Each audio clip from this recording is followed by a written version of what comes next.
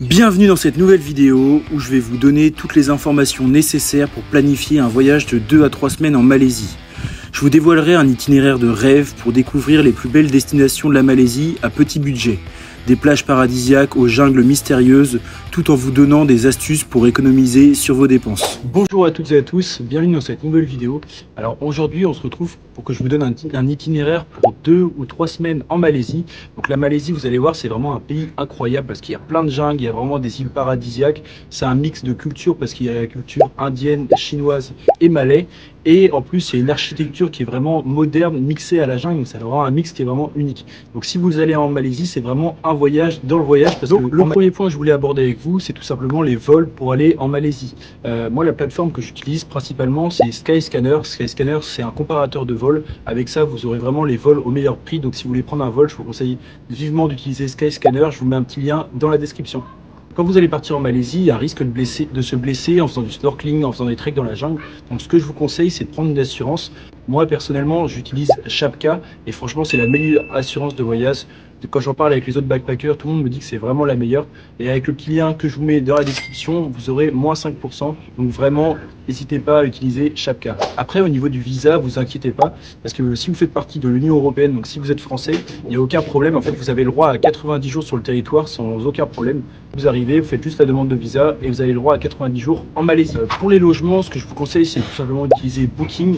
Pour moi, c'est la meilleure plateforme pour pouvoir réserver les hostels. En plus, ce qui est pratique avec Booking, c'est que comme vous pouvez le voir ici, il y a une petite carte. Donc, vous pouvez voir où sera situé votre logement en fonction des activités que vous voulez faire sur place.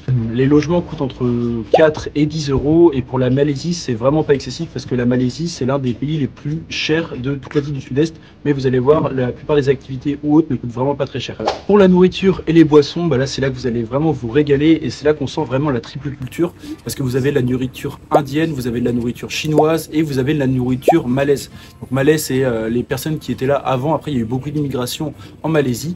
Ce que je vous recommande vraiment, c'est d'aller manger dans les mamaks. Donc les mamaks, c'est des petits restaurants indiens. Vous allez voir, il y en a vraiment partout dans toute la Malaisie et ça coûte vraiment pas cher du tout. Et la nourriture indienne, franchement, moi, c'était ma préférée dans les 3 cultures qu'il y avait en Malaisie.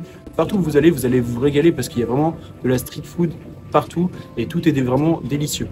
Pour les longues distances en Malaisie, je vous conseille vivement d'utiliser les bus. Pour ça, il y a 2 plateformes principales. Il y a Redbus et One2Go Asia. Je vous conseille quand même principalement d'utiliser Redbus parce que c'est la plateforme qui est plus spécifique à la Malaisie et ça marche super bien. Il y a des bus toutes les 2 heures pour aller dans n'importe quel endroit en Malaisie. Un exemple de prix, par exemple, si on veut faire entre Malacca et Kuala Lumpur, donc c'est 2-3 heures de route et ça va vous coûter uniquement 3 euros. Donc comme quoi les bus c'est vraiment pas cher et pour moi c'est le meilleur moyen de déplacement parce que ça nous permet de rencontrer des locaux, ça nous permet de voir du paysage et en plus on n'est pas pressé donc ça nous permet d'écouter des podcasts ou lire un bouquin. Après quand vous arrivez dans un endroit plus spécifique, il y a des fois vous n'allez pas avoir le choix, vous allez devoir louer un scooter et en même temps le scooter c'est très bien parce que c'est un bon moyen, vous êtes vraiment libre à 100%, vous le louez à la journée ou pour 2-3 jours. En moyenne ça coûte entre 5 et 10 euros et avec ça vous pourrez vous balader dans les endroits paradisiaques de la Malaisie. Et après, pour tout ce qui est grande ville, donc je parlais principalement de Kuala Lumpur, vous allez voir, ils ont un réseau ferroviaire ou un réseau interne qui est vraiment superbe.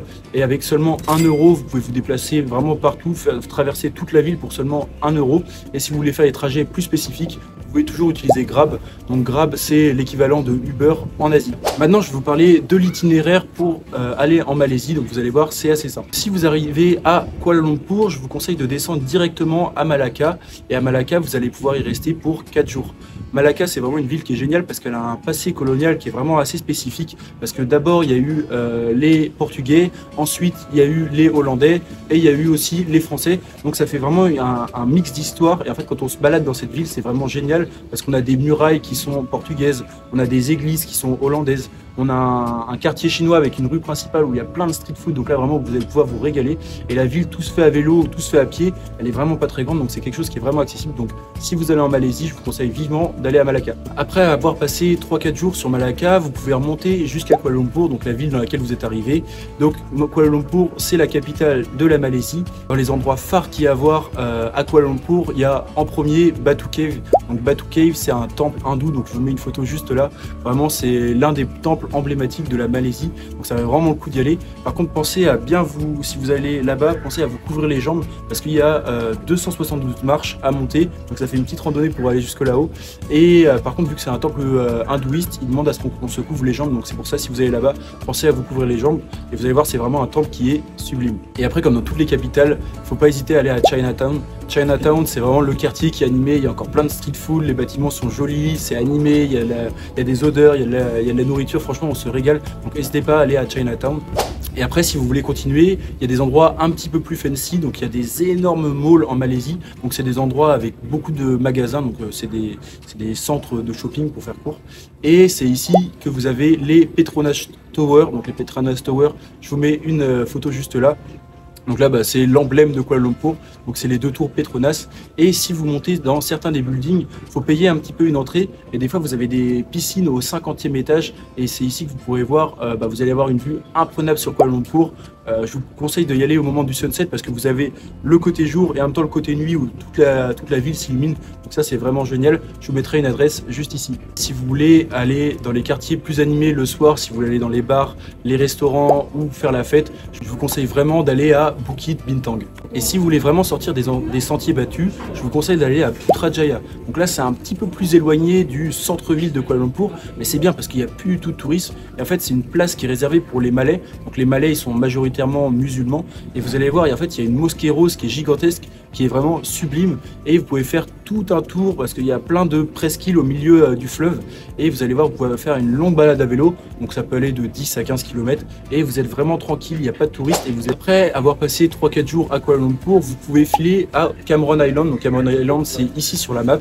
Les Cameron Islands, c'est vraiment génial. Pourquoi? Parce qu'en fait, c'est des paysages avec énormément de plantations de thé. Donc ça fait un paysage qui est vraiment vert, magnifique, avec énormément de relief. Donc c'est là-bas que vous pourrez bien évidemment faire des dégustations de thé. Il y a également beaucoup de plantations de fraises. Donc là-bas, vous pourrez déguster des fraises qui sont vraiment délicieuses. C'est un endroit où on est vraiment posé et comparé au reste de la Malaisie, il fait un petit peu plus frais parce qu'on est un petit peu sur les hauteurs de la Malaisie. Vous pouvez également faire des randonnées de 1 ou 2 heures pour aller voir des cascades qu'il y a tout autour des Cameron Islands. Après les Cameron Islands, ce que vous pouvez aller voir, c'est le parc de Taman Negara. Donc Taman Negara, c'est une jungle qui est posée au milieu de la Malaisie. Et cette jungle, elle est vraiment connue pourquoi? Parce que c'est l'une des plus anciennes du monde. Ça fait plus de 130 millions d'années qu'elle existe. Et là-bas, vous pouvez retrouver des animaux. Je vous rassure, on ne les voit pas du tout, mais dans la jungle, elle est tellement immense. Il y a des tigres, des panthères noires, des éléphants et des ours. Et vous pouvez partir pour faire des treks de plusieurs jours dans cette jungle. Donc moi, je vous conseille d'aller faire un trek de 2 jours là-bas. Donc en fait, vous partez pour une journée. Donc vous avez votre sac à dos avec votre matelas, votre duvet. Et vous partez dans la jungle pour 2 jours, donc vous faites 10 km. Vous allez voir, c'est avec un petit groupe. Normalement, c'est pas des trop gros groupes, vous êtes une quinzaine et vous allez pouvoir marcher pendant toute une journée dans la jungle. Donc c'est cool. En plus, il y a des guides qui vous donnent plein d'explications. Donc vous comprenez un petit peu mieux ce qui se passe dans la jungle en Malaisie. Et après, vous allez pouvoir dormir dans une grotte. Donc là, vous installez votre petit campement, vous allez pouvoir faire un petit feu et cuisiner pour pouvoir bien manger. Et le lendemain, vous allez pouvoir repartir en petite randonnée. Et pour terminer, vous allez pouvoir visiter un petit village indigène. Donc c'est un village où ils vous montrent comment on peut apprendre à tirer à la sarbacane. Ils vous montrent comment on peut faire du feu en moins d'1 minute. Donc ça, c'est vraiment impressionnant.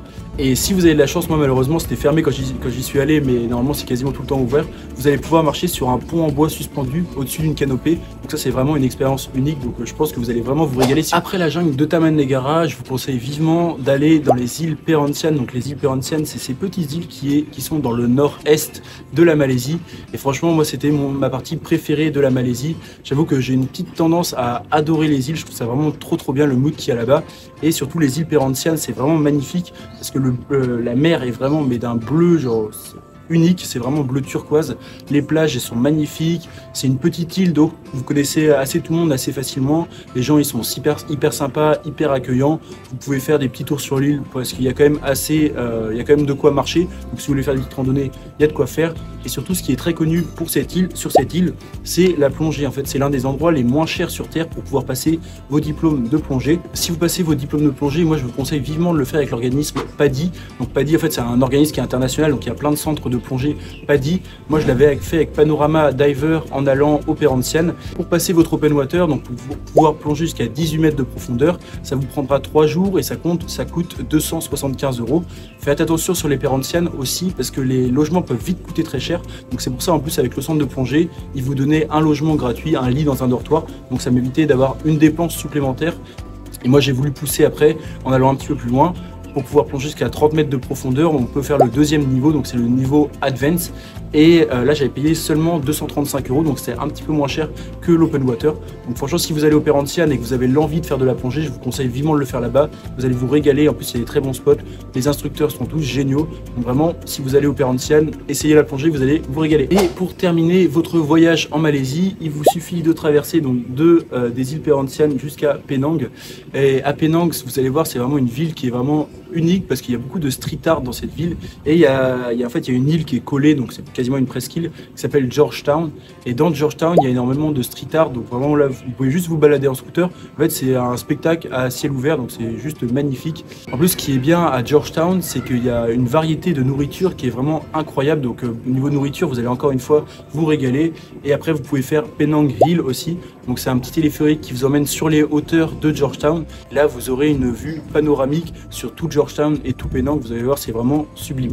Donc maintenant, je voulais vous parler du budget en résumé. Donc en moyenne, si vous voulez faire un budget plus ou moins serré, que vous prenez des nuits pas trop chères, si vous mangez de la street food tous les jours et pas des grands restaurants de luxe et vous faites pas des activités excessivement chères, ça devrait vous coûter entre 700 et 900 €. Si vous poussez un petit peu, donc moi par exemple ce que j'avais fait avec les diplômes de plongée ou autres, ça peut vite vous coûter entre 1200 et 1300 voire 1400 €. Et si vous voulez un truc tout compris avec des beaux hôtels dans Kuala Lumpur avec des piscines de luxe, là vous allez plutôt être aux alentours des 2000 € par personne. Tout ce que j'ai dit auparavant, c'est bien évidemment par personne. Donc voilà mon itinéraire pour 2 ou 3 semaines en Malaisie. Si la vidéo vous a plu, n'hésitez pas à mettre un petit like, un commentaire et à vous abonner. Et si vous avez des bons plans d'adresses, d'endroits, d'assurance, de tips de voyage, n'hésitez pas à me le mettre en commentaire, ça pourra aider toute la communauté. Et sur ce, je vous dis à la semaine prochaine pour une nouvelle vidéo. Ciao!